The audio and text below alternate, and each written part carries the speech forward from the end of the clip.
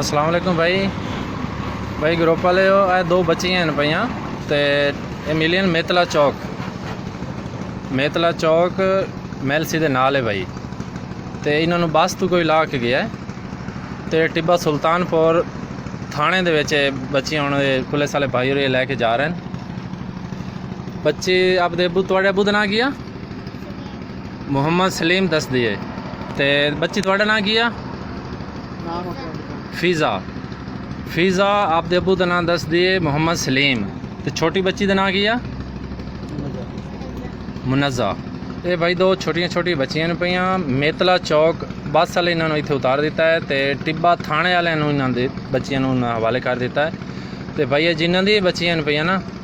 तो बराए मेहरबानी है भाई तुम ग्रुपों च शेयर करो ताकि आपदे वालिद और मां नूं मिल जावें। ये लाहौर आपदी रैश दस रही बच्चे मूँह करो भाई ये टिब्बे थाने ते ASI का नंबर की है भला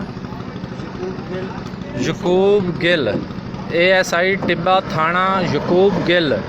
उन्होंने मोबाइल नंबर असीं तुहानूं दस देने भाई ते टिब्बा थाना सुल्तानपुर दा पूरा टिब्बा सुल्तानपुर